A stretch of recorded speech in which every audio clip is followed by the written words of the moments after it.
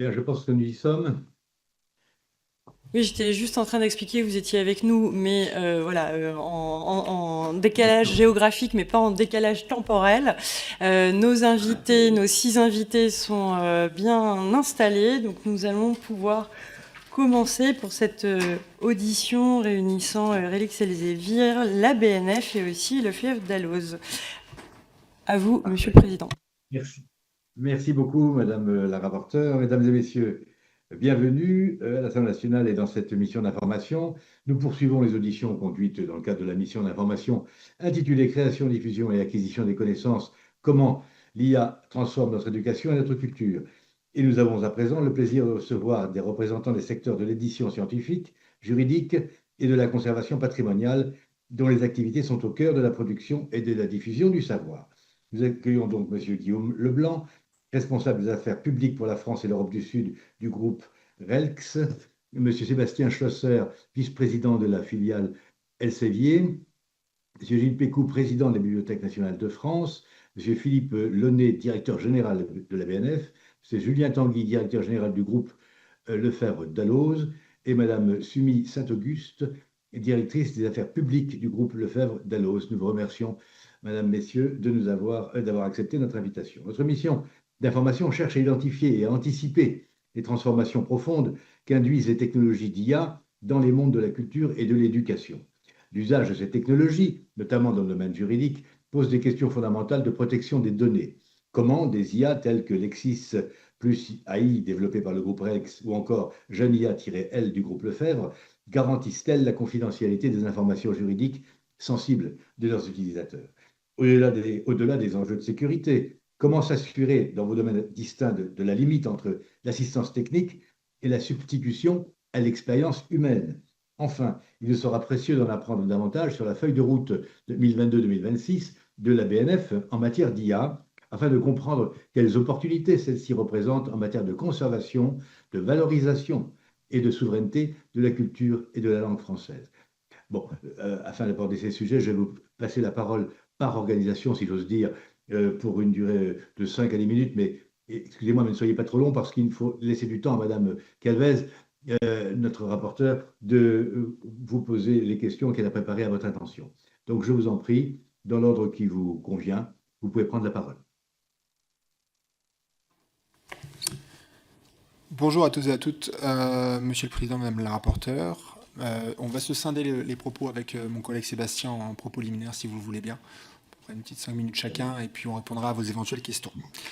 Permettez-moi en premier lieu de vous remercier pour cette invitation à venir nous exprimer aujourd'hui devant la représentation nationale à l'occasion de cette audition de votre mission d'information.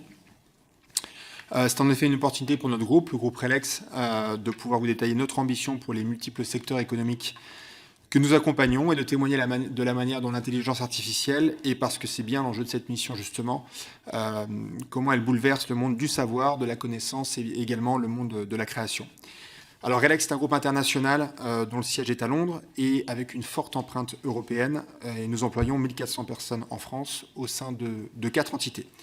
Le fil rouge de notre activité, c'est la valorisation du savoir, de la donnée qualifiée, j'y reviendrai, auprès et au service des différentes communautés, des communautés professionnelles et des communautés éducatives. Avec notre filiale Elsevier, Sébastien prendra la parole dans quelques instants, donc auprès des chercheurs et de nombre de professions médicales, auprès des professionnels du droit et du chiffre avec LexisNexis, et en partenariat également avec le secteur bancaire pour lutter contre la fraude en ligne et la criminalité financière, avec LexisNexis Risque Solutions.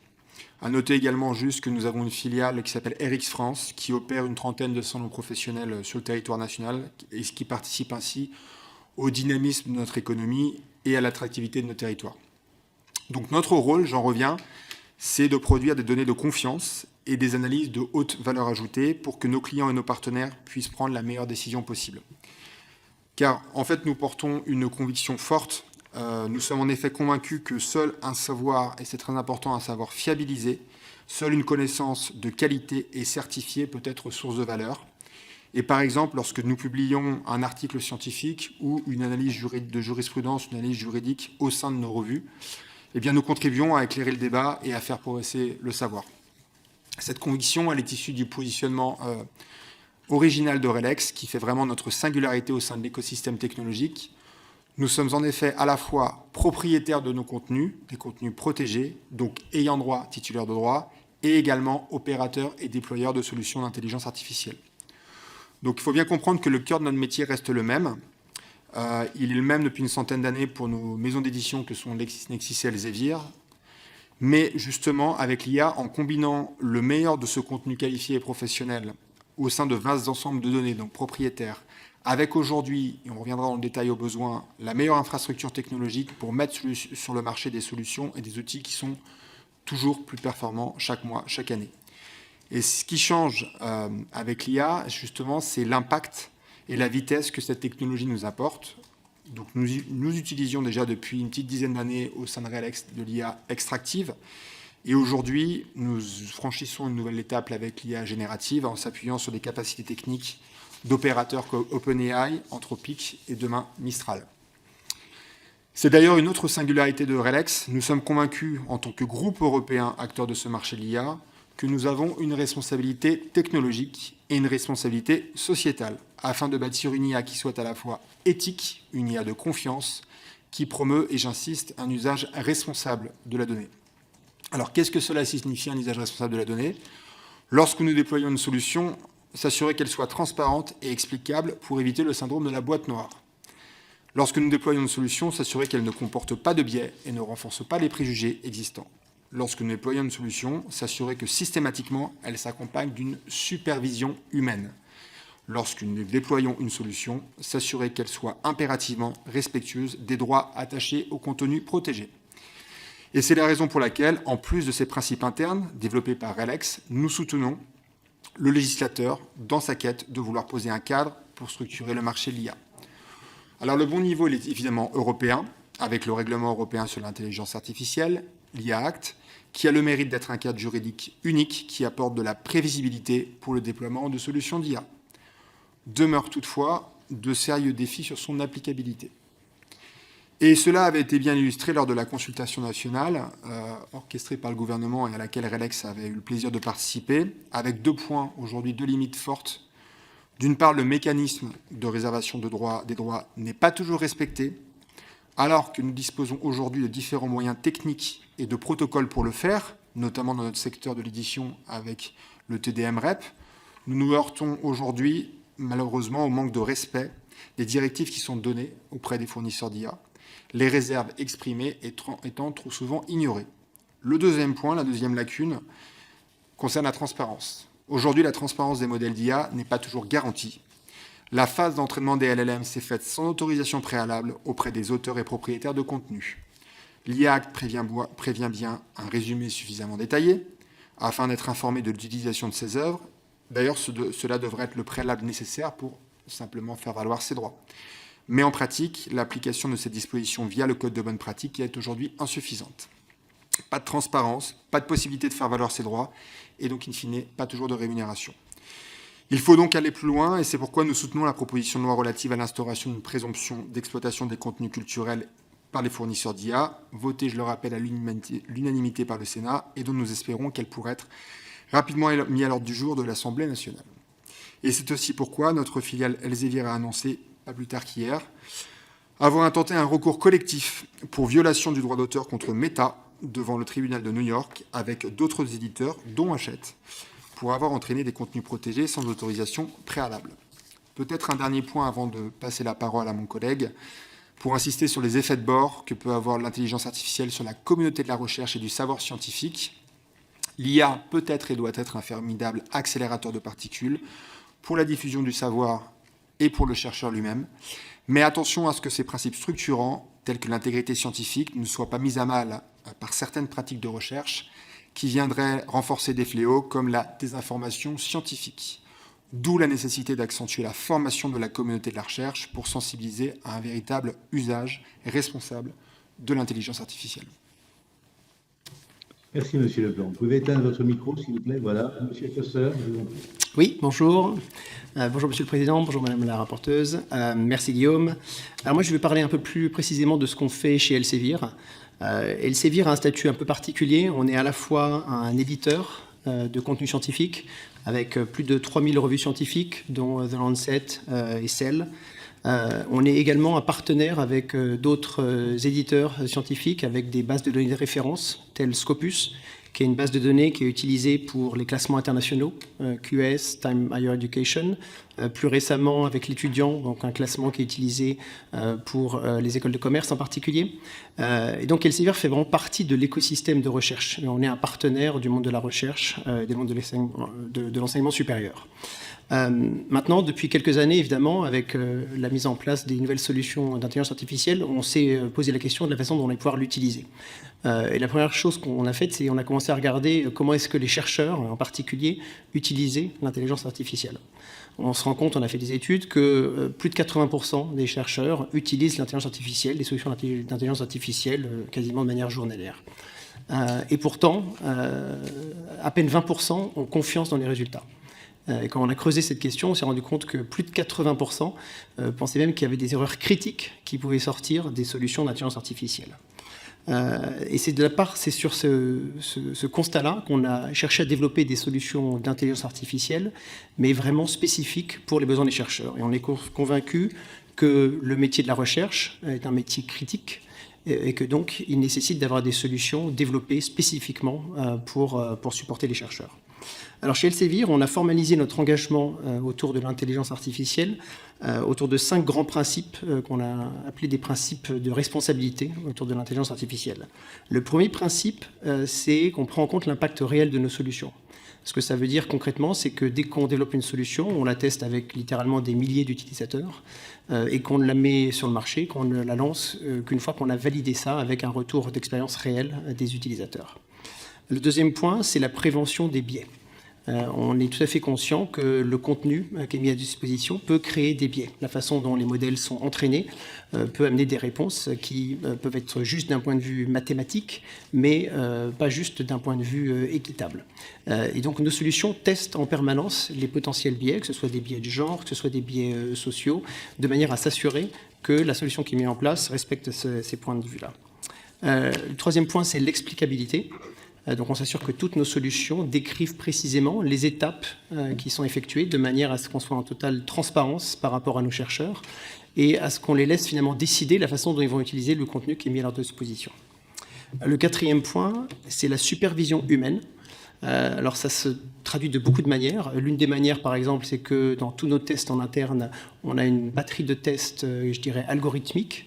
Donc on vérifie que nos solutions fonctionnent bien d'un point de vue automatique, mais on a également des experts qui vont aller tester en posant des questions très spécifiques par type de discipline, par type de questions de recherche, pour s'assurer que les résultats sont en ligne avec le niveau de précision requis.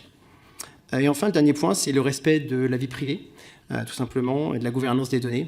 Donc on s'assure que l'ensemble de nos solutions ne conservent pas les données au-delà du maximum nécessaire, ne sont pas utilisées pour entraîner aucun des modèles d'intelligence artificielle et sont clairement indiquées les possibilités aux chercheurs de savoir combien de temps est-ce qu'ils veulent garder l'historique dans les outils qu'ils utilisent. La différence fondamentale entre la façon dont on utilise l'intelligence artificielle chez Elsevier et ce que vous voyez chez les fournisseurs génériques d'intelligence artificielle, c'est qu'on a développé des solutions qui font qu'on utilise l'intelligence artificielle sur un contenu spécifique qu'on a cadré, dans lequel on s'assure que les réponses vont uniquement aller faire référence à des sources qui sont des sources validées, qui sont des sources qui font par exemple partie de notre solution Scopus, encore une fois, qui a un cadre tout à fait défini, ce qui fait qu'on prévient les risques d'hallucination. On ne peut pas faire référence à un document qui n'existe pas, par exemple. Et par ailleurs, on a des techniques internes de prompt engineering, donc la façon dont on développe les solutions, de manière à s'assurer qu'on a plein de contrôles en place. Notamment, on demande à la solution de vérifier à chaque fois si toutes les références sont bien trouvables et accessibles, de manière à assurer la transparence. Voilà, et c'est quelque chose qui est valable dans toutes nos solutions. Je sais qu'il y avait une question sur Science Direct AI, par exemple, qui était une solution qui a été lancée l'année dernière. On a lancé 6 solutions d'intelligence artificielle sur les 3-4 dernières années. On est présent avec 1500 clients dans plus de 80 pays, donc on a un retour d'expérience qu'on utilise au jour le jour pour continuer à améliorer nos solutions. Et voilà, et pour finir, je veux parler d'un dernier point qui est en rapport avec notre métier d'édition. On utilise également l'intelligence artificielle pour s'assurer justement que le contenu qui est soumis par les chercheurs est un contenu valide. Donc on reçoit l'année dernière, par exemple, 3,5 millions de soumissions d'articles auprès de nos journaux Elsevier. À peu près 20% ont été finalement publiés. Et il y a toute une batterie de contrôles qui nous permettent d'assurer que le contenu n'est pas justement généré par de l'IA. Et on a un certain nombre de principes sur lesquels on s'engage et on vérifie que les chercheurs respectent ces principes-là avant de publier leur contenu. Voilà un peu le retour d'expérience que je voulais faire. Et vous remercier de nous faire participer et être prêt à répondre à d'autres questions si vous en avez. Merci. Merci beaucoup, Monsieur Chausser. Monsieur le Président Pécou, je vous en prie. Merci, Monsieur le Président, Madame la rapporteure, Mesdames et Messieurs. Je vous remercie au nom de mes collègues de la Bibliothèque nationale de nous convier pour présenter devant l'émanation à représentation nationale nos questionnements sur l'intelligence artificielle autour de 3 ensembles de réflexions qui renvoient aux vocations et missions essentielles de la bibliothèque. D'abord sa mission patrimoniale, puis sa mission de foyer de recherche et de création, et enfin sa mission de diffusion, démocratisation, mais aussi offre économique des contenus culturels, artistiques et scientifiques. Je le ferai en parlant au nom du binôme, le directeur général qui est à mes côtés, m'ayant donné mandat également. Nous nous réservons toutefois tous deux de répondre à vos questions. La Bibliothèque nationale de France compte parmi les 2 ou 3 plus grandes bibliothèques du monde, selon les critères, avec 41 millions de documents. C'est aussi le premier établissement culturel français en matière de ressources humaines et de budget hors audiovisuel. Tout cela pour dire que cette dimension, qui s'appuie aussi sur une histoire vénérable depuis le XVIe siècle, est au service d'abord d'une mission qui est une mission régalienne d'État, patrimoniale, collecter, classer toute la production intellectuelle, éditoriale, artistique française ou faite en France à travers le dépôt légal depuis l'ordonnance de décembre 1537 et s'assurer de la conservation du patrimoine hérité des collections royales et nationales. Et enfin, n'oublie pas, car cela peut avoir des liens avec notre problématique, faire en sorte d'augmenter ce patrimoine souverain en veillant à ce que de grands pans de notre patrimoine documentaire ne quittent pas le sol français. Cette bibliothèque patrimoniale, notre bibliothèque patrimoniale, a par ailleurs comme fonction cardinale celle de permettre le développement de la recherche et de la création dans tous les domaines qui sont représentés par la diversité des collections, qui vont de la littérature à la gestion, au droit et à la création des entreprises, en passant par les monnaies, les médailles, les estampes, la musique, les cartes et plans et les arts du spectacle. Enfin, la bibliothèque, en tant que bibliothèque nationale, a vocation à parler à la nation entière en contribuant à la diffusion des savoirs et de la culture dans le territoire avec une sociologie des publics qui ne soit pas simplement une diversification des publics, mais une ouverture de ces publics. Il me semble que ces 3 missions permettent de répondre à l'ensemble des questions, ou une grande partie des questions que vous nous soumettez en parcourant tout simplement la feuille de route IA de la Bibliothèque nationale, qui était déjà présente quand nous sommes arrivés il y a 2 ans avec le directeur général, mais que nous avons essayé avec nos équipes de faire évoluer en fonction de nos propres orientations, mais surtout en fonction de l'évolution mouvante de la place de l'intelligence artificielle dans les techniques comme dans l'espace public, et cela en lien également, comme l'ont dit mes prédécesseurs, avec des préoccupations qui relèvent de la déontologie et de l'éthique du métier. Alors, quels sont dès lors, dans notre grammaire de l'IA, quels sont les divers usages que nous pouvons évoquer en lien avec ces missions ? Le premier est lié au cœur de métier, aux usages internes en bibliothéconomie. L'IA est d'abord un outil qui permet de s'acquitter plus rationnellement d'un certain nombre de missions métiers. Aide au catalogage, signalement des collections, amélioration de l'accès, éditorialisation et constitution des métadonnées. Pour accompagner ces usages, nous avons lancé des appels à expérimentation, des appels internes, notamment l'un fin 2024, qui était destiné à faire monter des projets émergents des besoins des agents. En 2025 également, 12 expérimentations ont été menées après recueil de projets internes Ces expérimentations concernent des secteurs comme la génération automatisée des plannings de distribution de documents dans les salles, donc la quotidienneté du travail de nos bibliothécaires, des aides à la restauration également, aux 4 ateliers de restauration, le développement d'agents conversationnels internes pour les employés, et enfin un nouvel appel sur le signalement et le catalogage qui se fait d'ailleurs en lien avec des expériences qui sont menées à l'étranger, notamment à la Bibliothèque nationale du Luxembourg. Alors, bien sûr, un point de vigilance est clair dans ce domaine. Il est naturellement lié au dialogue social. Cela a été déjà présent dans le rapport précédent, Mouvreau, sur les usages de l'IA, et le rapport Aguillon. Les représentants, y compris les représentants d'organisations syndicales dûment statutaires, sont associés à ce travail, en CSA, en comité social administratif notamment, et en divers ateliers, groupes de travail. L'objectif est d'éviter les craintes, on ne les évite pas complètement, évidemment, d'éviter plus généralement des phénomènes qui seraient assimilables à du ludisme. On casserait un instrument de travail dès lors qu'il paraît casser la chaîne de travail. Bref, de faire en sorte que l'on conçoive que les métiers vont évoluer avec l'IA, mais qu'il va falloir mener une réflexion interne. J'ajoute que cette réflexion, à un moment ou à un autre, il va falloir la mener aussi avec l'éducation nationale et l'enseignement supérieur, en termes de formation, mais aussi en termes de diplomation. Et cela y compris dans les écoles de bibliothèque. Une deuxième famille d'usages est liée cette fois, de façon moins interne, à l'interaction externe, consubstantielle des missions de recherche et de création. Ces usages ont comme base le fait que la BNF est la plus importante bibliothèque numérique du monde. Si l'on peut ergoter sur son importance de bibliothèque physique, en termes de bibliothèque numérique, avec Gallica, elle est de loin devant toutes les autres bibliothèques, y compris la librairie du Congrès, avec 11 millions de documents numérisés, c'est-à-dire plusieurs millions de pages pour un seul document, avec la numérisation de nos collections, mais aussi de 300 partenaires en région, de 300 bibliothèques et partenaires partout en France, 500 milliards de mots ossérisés, comme on le dit, c'est-à-dire avec une reconnaissance optique qui permet pour des documents anciens une lecture plus facile. Et ça, c'est extrêmement important dans le cadre de la recherche, parce qu'un document, s'il est simplement reprographié, vous n'y voyez pas grand-chose dans un document numérisé s'il n'y a pas ou translation, translittération ou ossérisation. Enfin, avec d'autres sites comme le Datalab à disposition des chercheurs. Dans ce cadre, l'IA nous permet de simplifier l'accès aux données numérisées et faciliter ce qu'on appelle en bon québécois la découvrabilité, c'est-à-dire l'accès des chercheurs et des artistes. Plusieurs projets concrets vont dans ce sens. D'abord, la mise à disposition des métadonnées sémantisées grâce au site DataBNF, des opérations ponctuelles comme Gallica Images, qui est soutenu par l'emprunt France 2030, enfin le grand appel.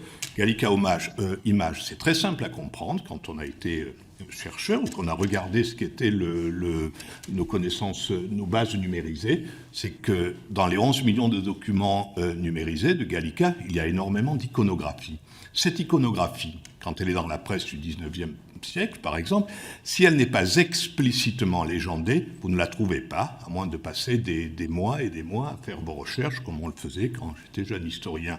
Maintenant, c'est beaucoup plus simple, avec le programme que nous sommes en train de mettre en place, même si la légende et si l'iconographie n'est pas explicitement légendée, on la retrouve beaucoup plus facilement. Importance pour la recherche, importance pour la création artistique, mais aussi importance pour les contenus que nous pouvons commercialiser à des acteurs privés sous garantie. C'est aussi dans cet esprit d'encouragement de la création artistique et de la recherche que nous avons lancé le premier festival sur IA, patrimoine documentaire et création artistique, au mois d'avril dernier, avec la revue Fish Eye, le festival Nous, en partenariat avec Le Monde, la venue d'artistes internationaux et français comme le groupe Obvious par exemple. De prime abord, le rapport entre IA, données culturelles et création artistique, qui est au cœur de la question que vous m'avez posée, renvoie quand même à l'expression d'une énigme, pour citer le livre de Handler, IA, intelligence humaine, la double énigme, ou en tout cas à l'expression d'une contradiction, puisqu'aussi bien dans le discours commun que dans la tradition philosophique, il n'y a pas de lien évident entre intelligence et art dès lors qu'il y a artifice, puisque l'art serait une prérogative humaine, prométhéenne, et que l'artifice et l'intelligence artificielle seraient le contraire. Ben nous sommes en train de penser, même si ce n'était pas intuitif au début, qu'il y a une possibilité justement de s'affranchir de cette contradiction et de considérer qu'une création humaine, véritablement libre, peut aussi coexister avec un usage de l'intelligence artificielle. Et on l'a vu à travers tout ce que nous ont proposé ces artistes, toujours en lien avec un patrimoine documentaire disponible.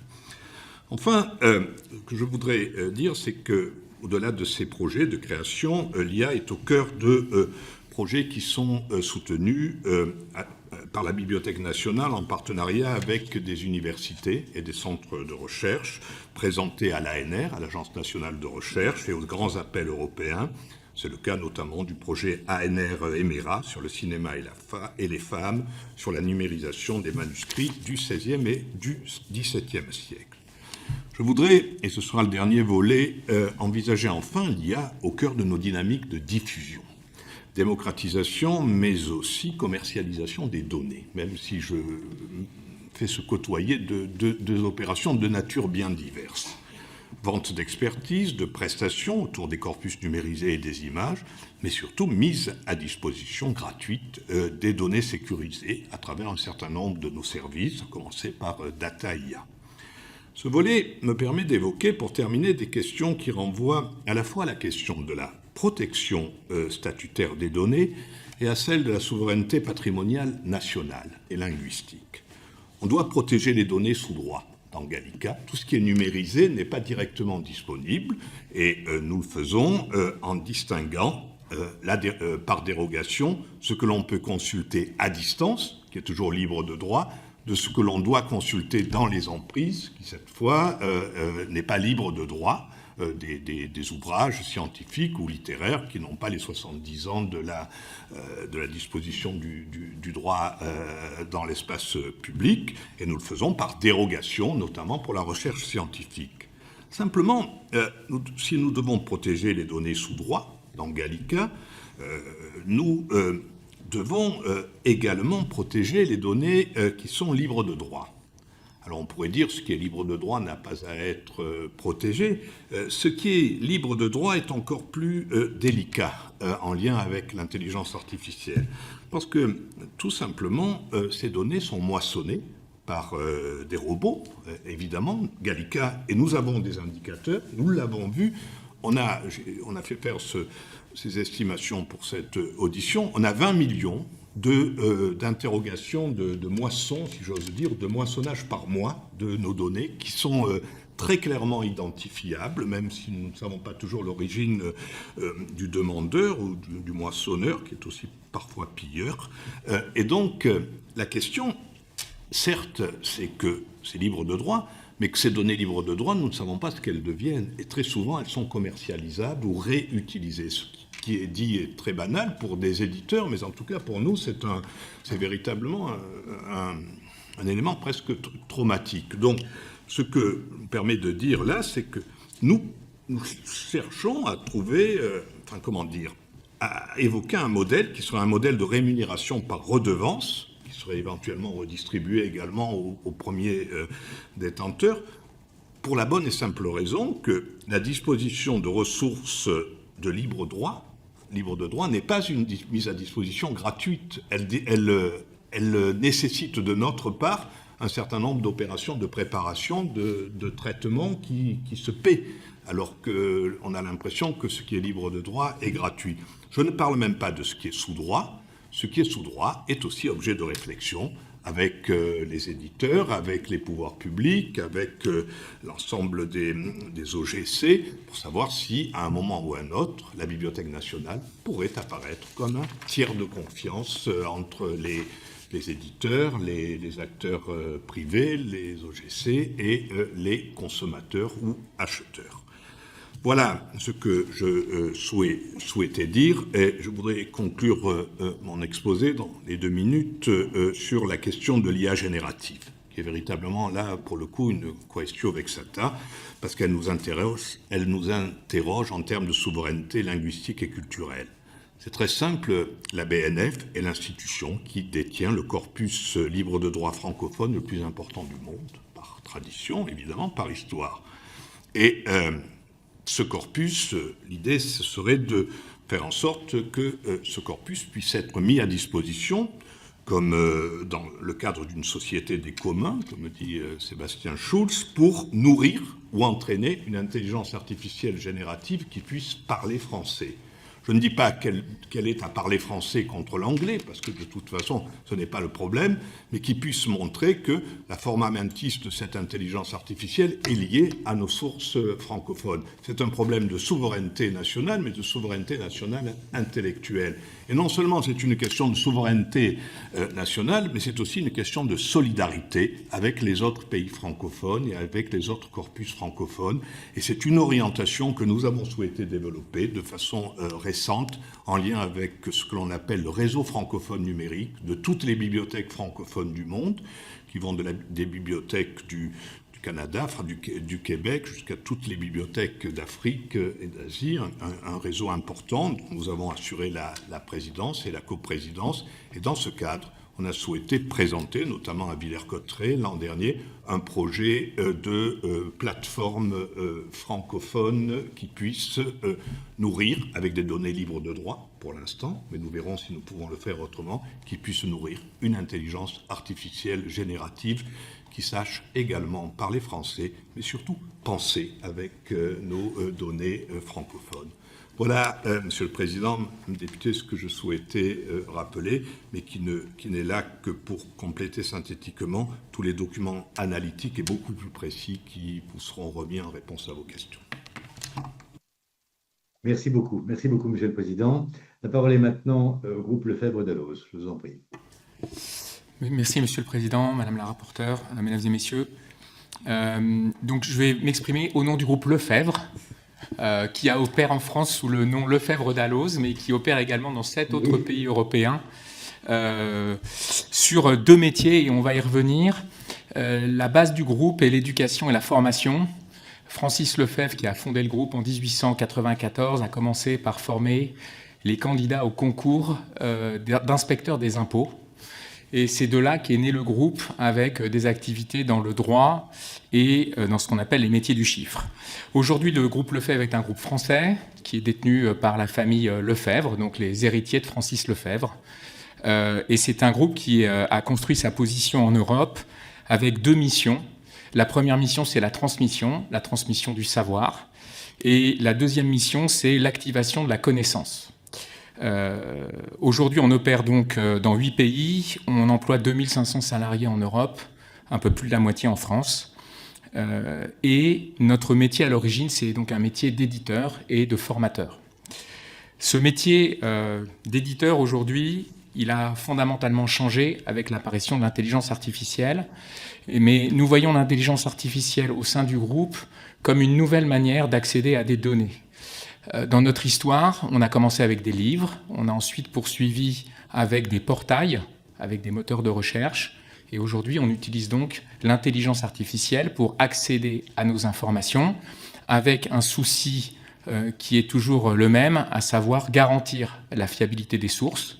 Et donc dans notre intelligence artificielle, tout ce qui est produit est sourcé, c'est-à-dire que chaque phrase qui est écrite par l'IA renvoie aux documents qui ont été produits par mes équipes, sachant qu'on a beaucoup d'auteurs en interne, et qui garantit au lecteur d'être capable d'avoir vraiment une piste d'audit de ce qui est dit par l'intelligence artificielle.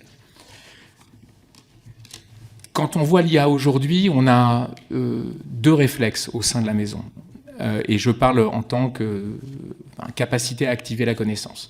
Le premier réflexe, c'est un réflexe de potentiel de l'IA pour nos clients, et donc pour tous les utilisateurs. C'est-à-dire qu'on considère que l'IA offre énormément de possibilités qu'on n'avait pas jusqu'à aujourd'hui pour maîtriser la connaissance. On y voit aussi un danger, parce que l'IA avance à une vitesse absolument presque effrayante, et permet aujourd'hui de se substituer à l'homme dans beaucoup de situations. Ce qu'on considère également, et qu'il faut avoir en tête, c'est que le cœur de l'IA, on a souvent tendance à parler des LLM, donc des moteurs qui lisent les données. Pour nous, le cœur de l'IA, c'est la maîtrise de la donnée et c'est la manière dont on va vectoriser, donc traduire en langage mathématique les données. Et on y reviendra puisqu'on a un vrai sujet, nous, sur la souveraineté, la maîtrise des données et la protection des droits des auteurs de ces données. Si je reviens à nos deux métiers, donc je vous ai parlé de formation et d'édition. Au niveau de la formation, on pense que l'IA est un produit qui peut être remarquable parce qu'il sait s'adapter à l'élève et il a la capacité à s'adapter très vite à des changements dans nos métiers, par exemple, de loi. C'est-à-dire qu'aujourd'hui, on sait produire des formations à partir des textes réglementaires, de modèles pédagogiques, et on sait adapter une formation à un changement de la réglementation. Donc, on a une capacité à rendre le délai de transmission de nouveaux sujets à des élèves beaucoup plus rapide qu'auparavant. Ceci dit, quand on discute avec le monde universitaire ou avec les étudiants aujourd'hui, on se rend compte que l'IA ne fait pas encore partie des programmes de formation des étudiants et on a même un certain nombre d'endroits où l'IA est rejetée par le monde universitaire.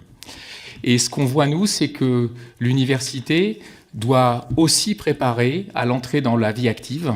Et l'entrée dans la vie active sans maîtriser l'intelligence artificielle dans les années qui viennent, ce sera un vrai sujet. Et donc, la capacité à adapter des programmes pédagogiques à un rythme plus élevé pour suivre l'évolution de la technologie nous semble être un sujet qu'il faut traiter pour qu'on apprenne à des étudiants à utiliser l'IA et pas simplement à lire des réponses à des questions sans prendre du recul et sans être capable d'apporter un jugement à ce qui est produit par l'intelligence artificielle. Dans le monde de l'édition, je vous l'ai dit, pour nous, l'IA est une évolution de notre métier, comme on en a déjà eu pas mal au cours des années. On a cependant un certain nombre de points qui nous semblent importants et qu'il faut protéger. Donc je vous ai dit, pour nous, la force d'une IA générative, ce n'est pas le moteur qui produit une phrase, mais c'est bien la source de données sur laquelle ce moteur s'appuie. Et le sujet a déjà été abordé, donc je ne vais pas y passer trop de temps. Mais l'enjeu de la protection des droits des personnes qui ont produit les données est un enjeu très important. Et il faut vous dire que nous, on se repose beaucoup de questions sur ce qu'on fait de nos données et ce qu'on fait de nos produits. Jusqu'à maintenant, on avait tendance à beaucoup publier d'informations qu'on trouvait sur nos sites Internet. On faisait des analyses de textes juridiques, de décisions de justice, et une partie de ces analyses était mise à disposition du public sur nos sites. Le fait qu'on ait des sociétés qui sont capables de venir lire nos sites, récupérer la donnée, nourrir leur intelligence artificielle avec ça, et donc d'une certaine manière de nous faire concurrence sans respecter les droits des données qu'on a produits, nous pose un vrai sujet. Et donc, un des risques que nous devons penser à traiter, c'est le risque d'appauvrissement de l'information publique sur des métiers comme les nôtres, parce qu'on va avoir tendance, nous, à protéger les données qui font notre richesse, puisque moi, mon métier, c'est de commenter des textes de loi, de commenter des décisions de justice, et toute la valeur de ma donnée, c'est cet enrichissement. Et donc la question est de savoir jusqu'où je vais dans l'enrichissement des données et leur publication, entre guillemets, gratuite, si des moteurs ou si d'autres sociétés viennent piller mon contenu et l'utilisent pour construire des produits concurrents du mien. Et donc, nous, derrière l'IA, on voit deux grands sujets. Un sujet de souveraineté,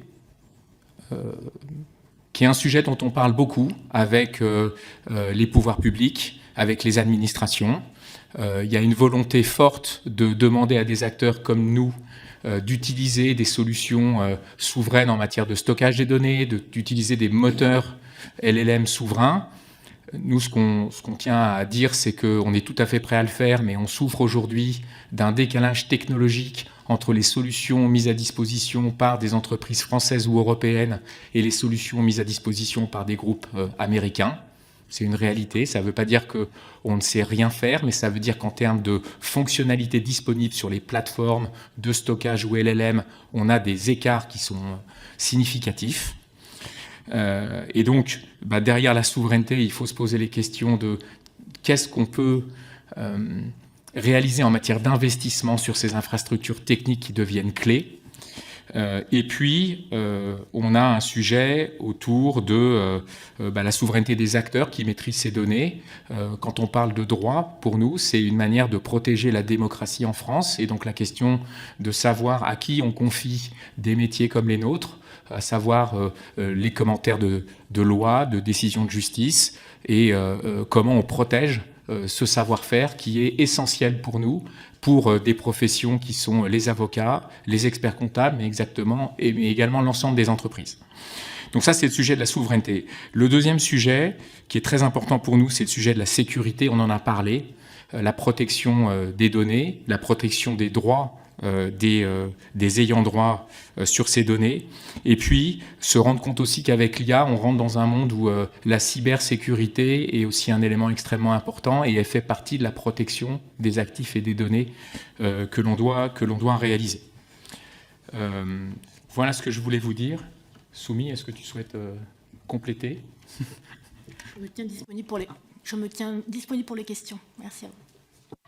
Merci. Alors, vous avez déjà dit beaucoup de choses, et merci pour ces propos introductifs.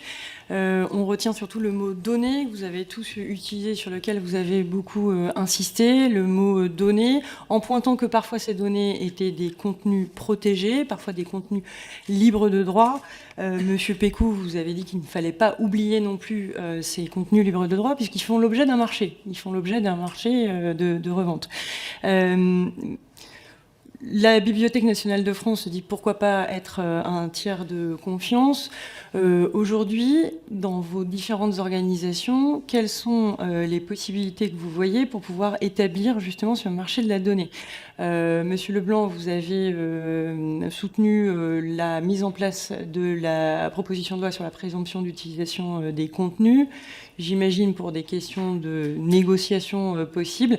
Est-ce que vos organisations ont mis en place des négociations, des échanges ? Alors je sais que bien sûr tout ça peut être confidentiel, mais dans les modèles éventuellement que vous utilisez, est-ce que vous avez pu avoir justement ce rôle d'ayant droit et ce rôle de déployeur de solutions ? Est-ce que vous pouvez nous dire ce qu'il en est ? En tout cas, quels sont éventuellement les paramètres à changer pour les favoriser ?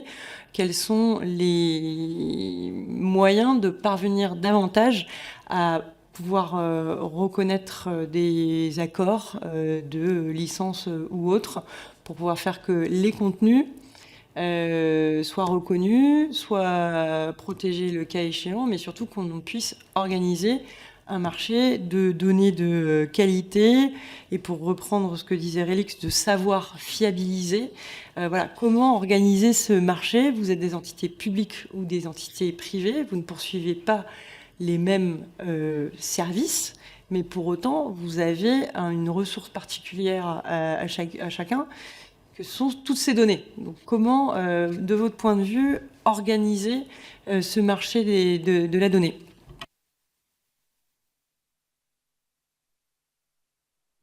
Je me permets de répondre.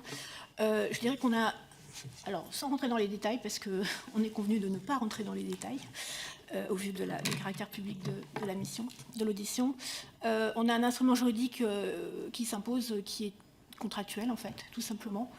Et effectivement, il y a d'autres moyens, d'autres dispositifs en discussion, et on se félicite de ce qu'il y ait à nouveau une actualité autour, grâce notamment à la proposition de loi, laquelle a été reprise et amplifiée du côté du ministère de la Culture tout récemment.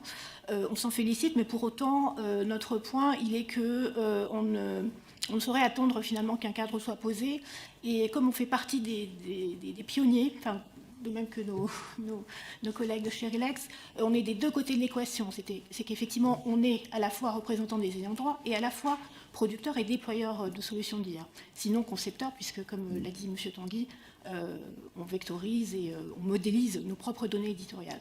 Et donc dans ce contexte-là, on se dit que on se doit d'une certaine façon d'être prescripteur et de montrer la voie. Alors c'est peut-être présomptueux, mais il nous semble qu'on a suffisamment avancé dans nos réflexions pour effectivement pousser une politique auteur. Donc ça n'est pas qu'un sujet de propriété intellectuelle et j'apprécie beaucoup que M. Pécou fasse valoir que c'est aussi un sujet qui regarde les données libres de droit. Ça nous parle parce que dans notre secteur, on a aussi ce sujet de l'open data, notamment des décisions de justice, qui aujourd'hui se trouvent être disponibles et mises à la disposition de tous, c'est-à-dire inclus les très grands acteurs outre-Atlantique.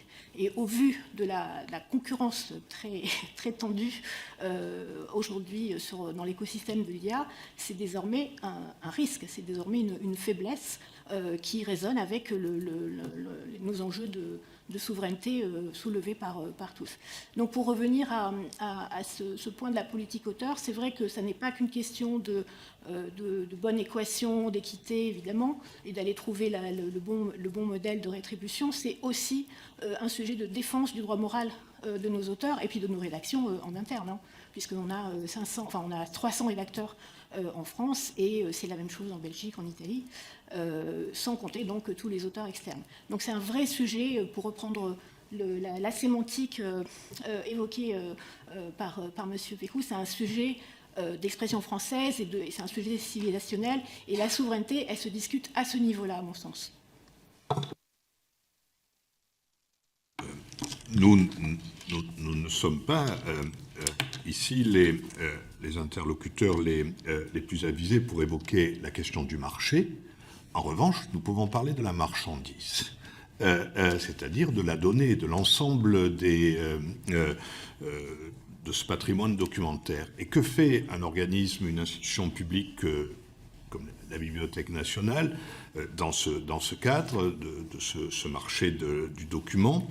C'est d'abord de garantir en amont et en aval ce qui est offert ou ce qui est l'objet de la transaction. Garantir en amont, cela a été déjà dit du reste par mes voisins et voisines, c'est apparaître comme certificateur des données. Je veux dire, nous savons très bien que nous sommes confrontés à un afflux d'informations, etc. Je ne reviens pas sur ce que tout le monde sait dans la circulation. Or, nous pouvons garantir que la donnée qui sera en pérégrination, qui sera l'objet de train, elle est sûre.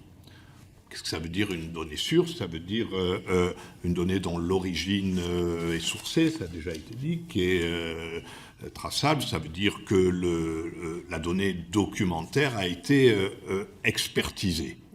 C'est pas une version fantaisiste qui est donnée. Donc ça, c'est une première chose. Mais je trouve important le fait de rappeler ce que peut être aussi notre regard sur le devenir de la donnée en aval. Pour la Bibliothèque nationale, même si nous savons que les documents deviennent des données, notre principal souci, c'est d'empêcher la fragmentation et la segmentation.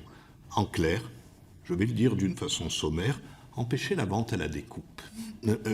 C'est cela qui est très important. Certes, nous parlons de mots au Cérizet. Cela m'a d'ailleurs la première fois choqué quand je suis arrivé et qu'on m'a dit « Monsieur le Président, vous avez 500 milliards de mots ». Je ne savais pas que notre patrimoine littéraire ou scientifique pouvait être aussi ainsi présenté. Néanmoins, c'est vrai. Sauf que notre vocation dans cette affaire-là, c'est quand même d'avoir un droit de regard sur ce qu'on va faire des éléments, c'est-à-dire dire que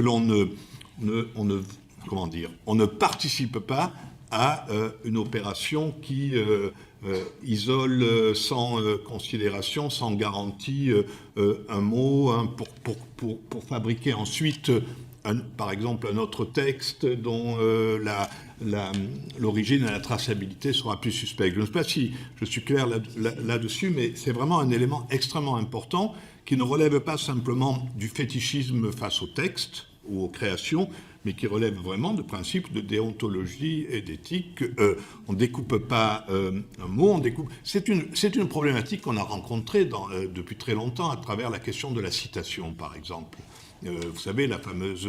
On isole une citation dans une proposition, on prend la subordonnée, on lui donne une fonction souveraine et on met les guillemets. Ben là, ça devient extrêmement important parce qu'on peut tout faire avec l'intelligence artificielle, des données qui sont là. Or, notre fonction, c'est de rappeler dans notre cas, je dis que les données sont aussi des textes et qu'il est nécessaire de les traiter avec la considération à laquelle ont droit les textes. Et enfin, un dernier point que je me permets d'évoquer, qui relève, Madame la députée, pas seulement de la question des données, mais du travail sur les données, c'est que la Bibliothèque nationale est un bon observatoire, comme d'autres, mais du travail scientifique et du travail littéraire fait sur les données, et notamment d'une opération extrêmement importante qui semble très menacée et qui est la question de la traduction.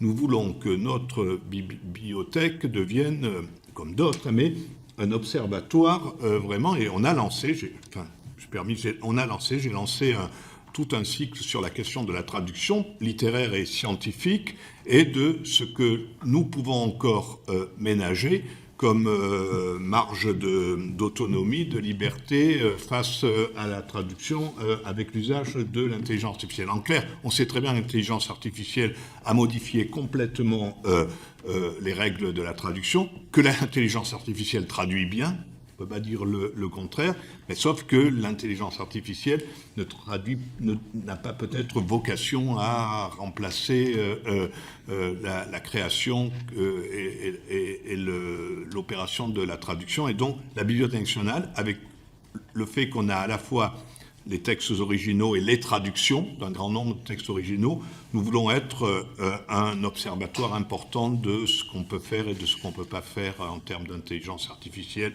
pour transformer un texte dans une autre langue. Pour vous répondre en une minute, peut-être Madame la rapporteure, à votre question, je distinguerais deux niveaux, le passé et le présent et l'avenir. Si on regarde le passé, il existe des accords aujourd'hui en France entre des opérateurs d'IA et différents ayants droit, et c'est tant mieux.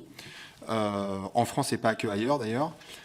Mais manifestement, ils ne sont pas suffisants, ou en tout cas pas assez nombreux. J'ai été assez frappé, moi, lors de la consultation nationale, du besoin de dialogue. Il y avait manifestement besoin de mieux se connaître.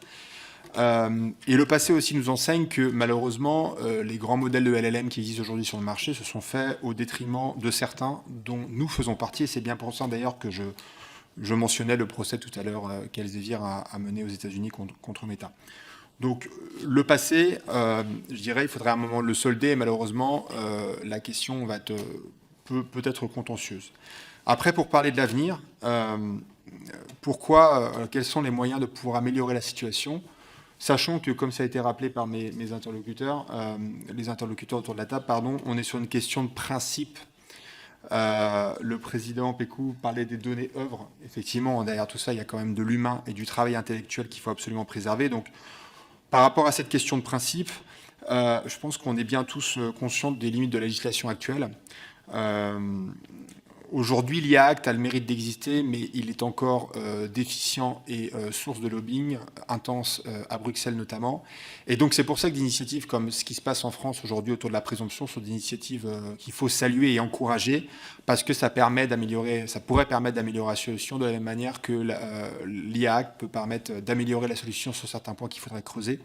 On pense qu'il ne faut surtout pas rouvrir une éventuelle nouvelle directive ou une éventuelle directive existante comme la directive copyright, parce qu'aujourd'hui on a les instruments existants, donc on doit pouvoir continuer à travailler en ce sens. Et oui, pour ajouter la façon dont on fait les choses chez Elsevier en particulier, alors on a la particularité d'être un acteur international. La recherche est internationale, comme je disais tout à l'heure. Donc c'est vrai que nous, quand on travaille avec nos partenaires, on travaille avec des partenaires qui sont principalement tout à fait internationaux. Et d'ailleurs, les chercheurs qui publient dans les journaux viennent de partout dans le monde. Et c'est très bien comme ça, parce que c'est ce qui fait la valeur de la recherche et c'est ce qui fait qu'elle a autant d'impact. Nous, la façon dont on voit les choses, c'est que comme on a cette double casquette à la fois d'éditeur et de développeur de solutions d'intelligence artificielle, on est très à cheval sur le respect, évidemment, des droits sur le contenu. Donc on développe des partenariats avec des accords. Donc là, si je pense à la dernière solution qu'on a lancée en janvier récemment, qui est pour les chercheurs. On développe des accords avec les éditeurs sur du contenu qu'ils décident de mettre à disposition, dans lequel on peut avoir accès au texte intégral et sur lequel on développe nos solutions d'intelligence artificielle. Donc, nous, de notre point de vue, cette relation entre les éditeurs et cette coopération dans laquelle on se met d'accord dans le respect des règles établies pour être certain que toute solution d'intelligence artificielle se doit de respecter les règles sur le respect des ayants droit et de leurs devoirs. C'est vraiment la façon dont on s'y prend, mais c'est vrai dans un cadre international et dans un cadre en général de relations directes avec les éditeurs. Merci beaucoup. Alors même si la question qui se situe en amont, c'est-à-dire sur l'entraînement, est loin d'être résolue, je voulais qu'on puisse se déplacer sur l'aval. Vous êtes tous récipiendaires de contenus. Ces contenus peuvent être le fruit de la réflexion et de la créativité humaine, et puis parfois un peu moins. Comment vous faites pour détecter, si l'on peut, ce qui a fait l'objet d'un travail ou ce qui a été juste l'occasion de faire un bouquin de 300 pages en une seconde. La BNF, notamment, vous êtes en charge du dépôt légal. Est-ce qu'il vous est arrivé de vous poser la question de devoir enregistrer, pas enregistrer une œuvre? Pour les autres entités, que ce soit le groupe Lefebvre ou Chirilix, est-ce que vous avez été récipiendaire de contenu présenté comme quelque chose de sérieux qui faisait l'objet d'une démarche scientifique ou d'une analyse juridique et qui finalement ne se révélait pas fiable? Comment vous faites pour détecter et faire que justement les savoirs, les connaissances que vous mettez à disposition sont vérifiés, fiables, justement? Comment on le fait? Ou est-ce que c'est de plus en plus dur à pouvoir le distinguer? Quelle est votre responsabilité en tant qu'éditeur?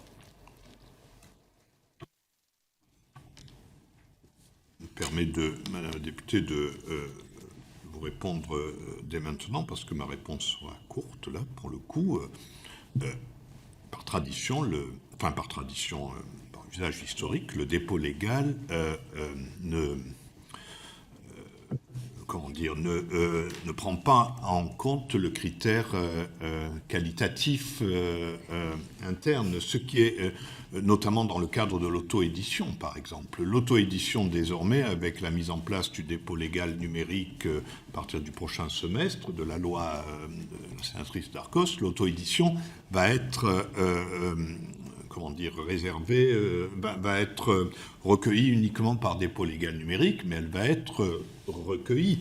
Et nous ne savons pas, nous ne sommes pas capables, pour le coup, je le dis très simplement, et surtout, ce n'est pas dans nos missions, d'établir un critère qualitatif de réception.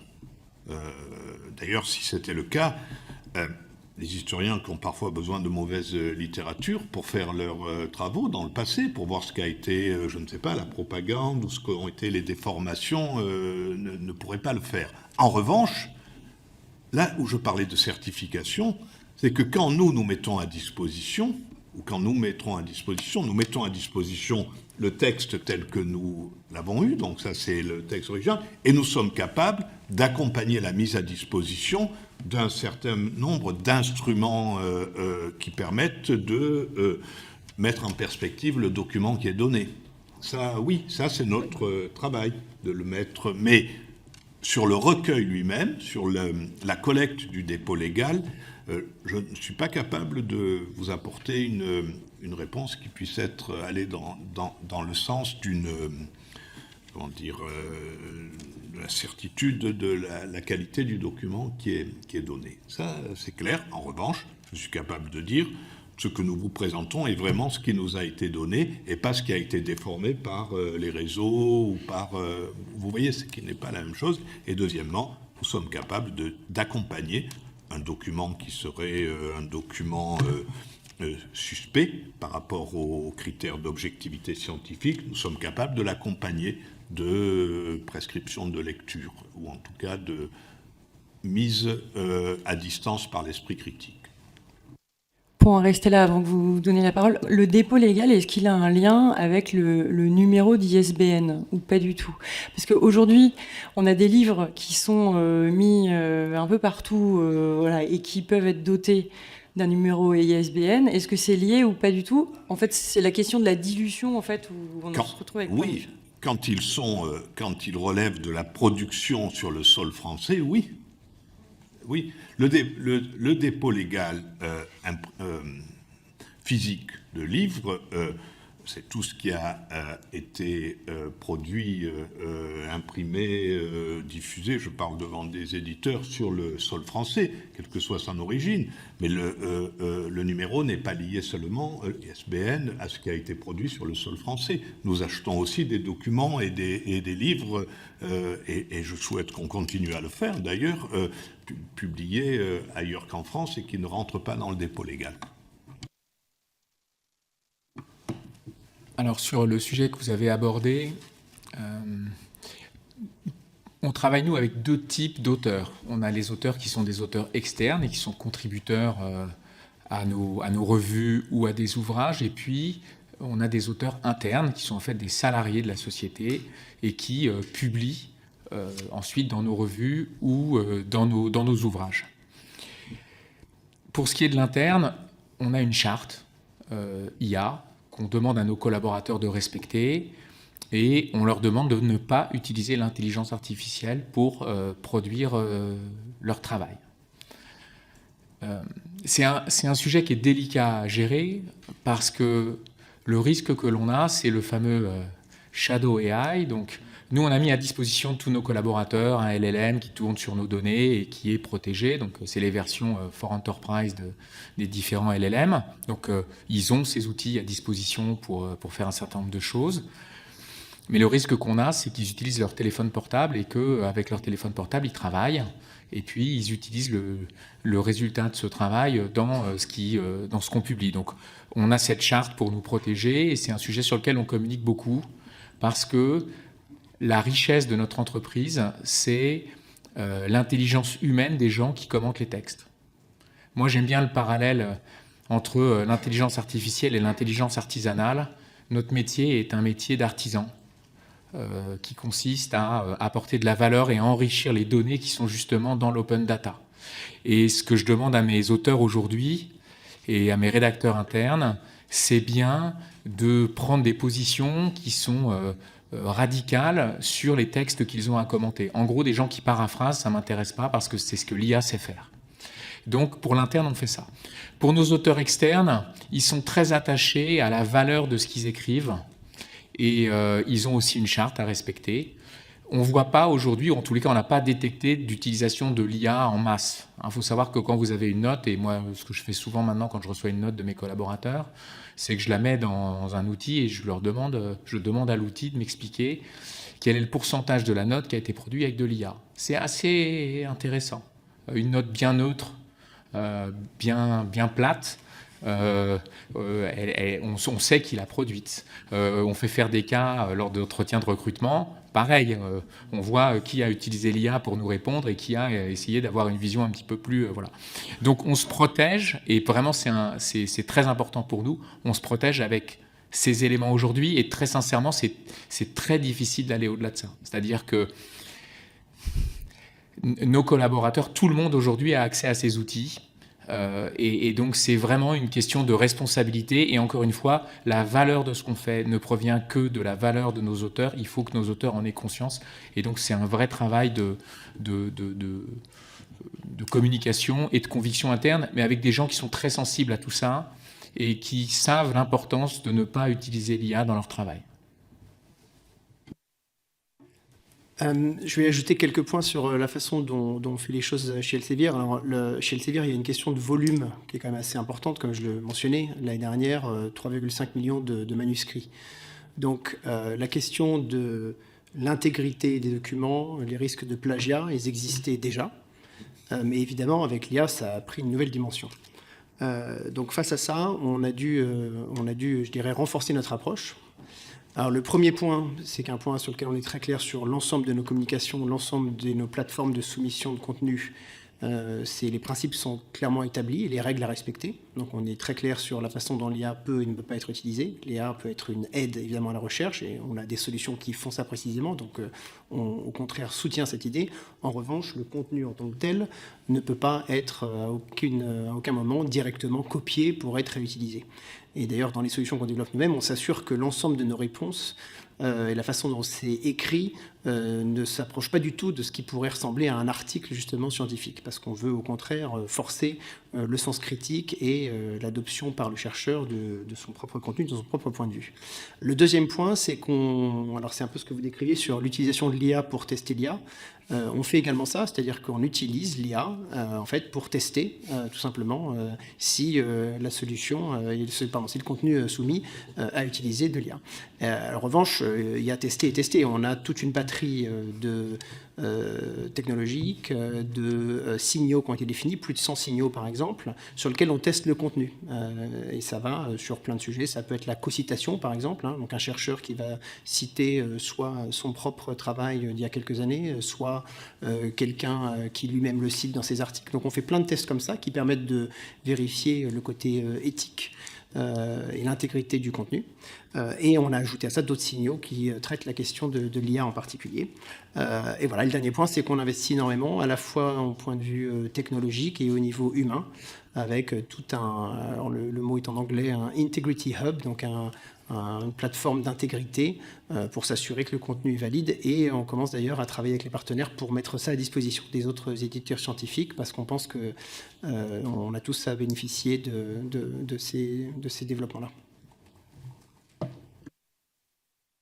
Je voulais maintenant arriver sur ce qu'on a appelé le risque de dégénérescence. Justement, comment appréhendez-vous ces risques? Parfois, on a entendu que nourrir de contenu synthétique un modèle d'IA conduirait à sa dégénérescence, à court terme ou à très très long terme. Alors, comment vous appréciez ces risques de dégénérescence et quelles réflexions cela vous amène dans le fait de valoriser la donnée et de faire attention à cette sélection des données, et ça peut aussi être un nouveau métier, cette curation, pour pouvoir aider les développeurs d'IA à se délier du risque de dégénérescence. Je pense que votre question est liée à ce qui a été évoqué à l'instant sur la nécessité de déplacer le curseur et de s'interroger sur la valeur ajoutée qui est réellement différenciante et qui vient de l'intelligence humaine. Ça va très vite, effectivement, et on voit à quel point, de toute façon, on est déjà environné de données synthétiques médiocres, tout simplement. Il se trouve que nous, on évolue dans en vase clos, d'une certaine façon. On est dans une économie fermée, une économie de l'abonnement, et c'est heureux. Et j'aurais envie de rajouter qu'on a déjà connu, en fait, l'épisode du gratuit et d'un acteur monopolistique qui imposait un mode opératoire nouveau pour l'ensemble des producteurs de contenu, et il ne s'agirait pas de tomber dans les mêmes erreurs. Et donc tout ça pour dire que effectivement, le plus on renforce cette différence, on rend distinctif ce que l'on produit, mais on s'assure en aval de maintenir le modèle économique et les moyens opérationnels et organisationnels, et qui inclut le droit d'auteur, la protection de la propriété intellectuelle. Le plus on garantit en fait une qualité sur le temps long. Un petit commentaire supplémentaire juste pour que vous compreniez bien comment notre IA fonctionne. Notre IA fonctionne sur des données qui sont protégées de l'extérieur. C'est très important. On ne veut surtout pas et on n'intègre pas des données qu'on n'a pas choisies. Et donc les seules données qu'on intègre et qui viennent de l'extérieur sont les données dites d'open data, de type décision de jurisprudence ou texte de loi. Tout ce qui entraîne notre IA est produit par nos équipes de rédaction et nous n'utilisons pas les données des clients, donc on ne stocke pas les questions que nos clients posent à notre IA pour entraîner notre IA. Notre IA, elle est entraînée uniquement en interne avec nos équipes et on n'a aucun lien avec les données que nos clients mettent dans l'IA ou les questions qu'ils posent, et on ne stocke pas ces données, on n'en a même pas connaissance. Elles sont cryptées, elles sont gérées sur des serveurs qui sont différents. Donc on n'a pas cette problématique de synthèse de nos textes ou de synthèse de textes qui viendrait de nouveau alimenter notre IA, qui ferait du coup de la synthèse de synthèse et qui au bout de 10, 15, 20 itérations arriverait à des données qui sont qui ne sont pas de qualité. Et donc on est vraiment, nous, dans de la qualité de données premium et on ne joue pas avec les données qui viennent et qui n'ont pas été validées, certifiées par nos équipes.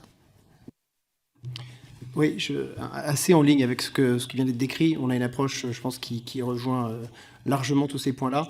Ce qu'il faut bien comprendre, c'est que la façon dont on utilise les LLM, de notre côté, c'est vraiment sur la création du texte final. Mais les sources utilisées, le contenu en lui-même, effectivement, n'est uniquement lié qu'au contenu que l'on valide, qui est encore soit du contenu propre Elsevier, soit du contenu sur la base de nos partenariats avec les autres éditeurs.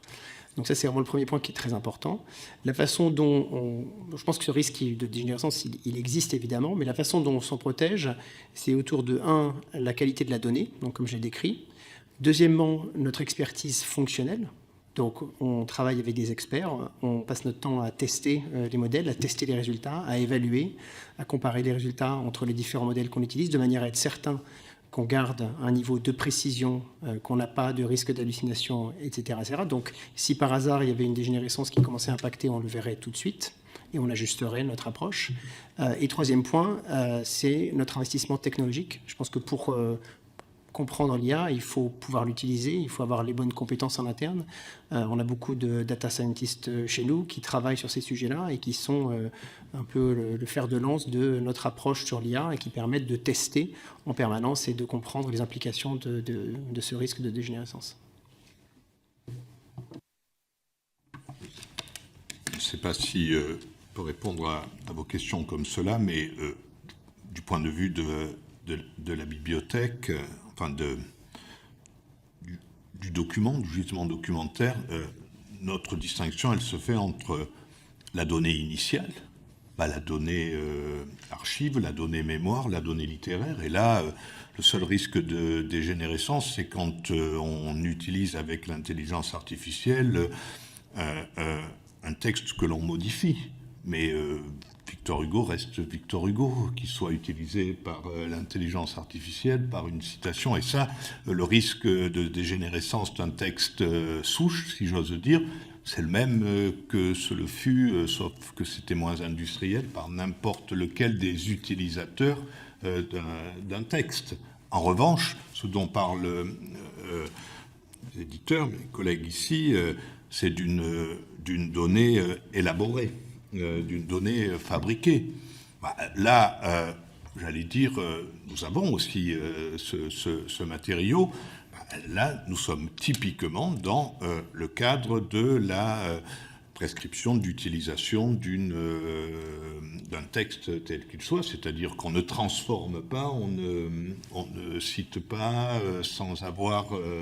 je suis universitaire et vous travaillez avec des universitaires sans avoir la moindre... les garanties de citation. Donc, l'intelligence artificielle, elle ne fait que démultiplier la possibilité, mais ce dont vous parlez, Madame la députée, ce sont des risques auxquels on a toujours été confrontés. Et j'imagine que les éditeurs qui parlent là en tant que maîtres d'œuvre de revues ou d'ouvrages collectifs, ils appliquent les mêmes systèmes de précaution qu'ils appliquaient auparavant. Je voudrais juste ajouter une chose, moins en tant que président de la bibliothèque qu'en tant qu'utilisateur et professeur, moi je pense que, au contraire, mais c'est un sentiment, qu'au contraire, l'usage de l'intelligence artificielle est quelque chose qui teste la bonne qualité de l'usager. Je veux dire que contrairement, je considère qu'il faut, comme un bon chercheur, est celui qui est capable d'utiliser l'intelligence. Et jamais me viendra à l'idée le fait de le proscrire, parce que si le chercheur n'a pas, ou le bon rédacteur, ou le bon écrivain, ou le bon étudiant, n'a pas l'esprit critique suffisant qui lui permette d'utiliser l'intelligence artificielle, alors là, je m'interroge. Surtout si l'on laisse après l'usage de l'intelligence artificielle comme simple grille de contrôle. Parce que là, on est... Et donc ça, c'est une chose qui m'interroge, et qui m'interroge également comme président de la bibliothèque, parce que lorsque je vois arriver, lorsque nous indexons ou nous cataloguons un livre, ce qui nous intéresse ensuite, quand on l'utilise, c'est nous assurer qu'il répond aux critères normaux d'objectivité scientifique. Mais ne nous intéresse pas de savoir s'il a, en tout cas, s'il a utilisé à un moment, dans sa phase de création, telle ou telle technique. Les historiens qui allaient aux archives, maintenant, peuvent faire une partie de leur travail d'historien avec des documents numérisés, ce qui déjà est un saut qualitatif énorme. L'essentiel, c'est qu'ils lisent bien les documents et qu'ils n'aient pas perdu l'habitude d'avoir le contact avec le matériau. Donc, c'est aussi une façon de répondre à votre question sur l'aval.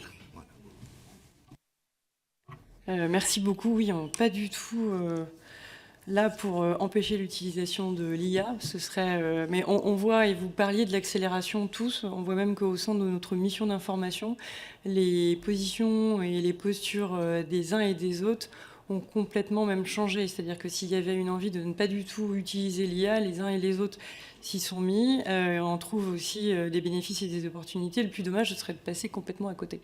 Donc oui, c'est pour ça aussi que cette mission existe. Merci beaucoup d'y avoir participé. Merci d'avoir consacré ces moments et ces préparations avec nous.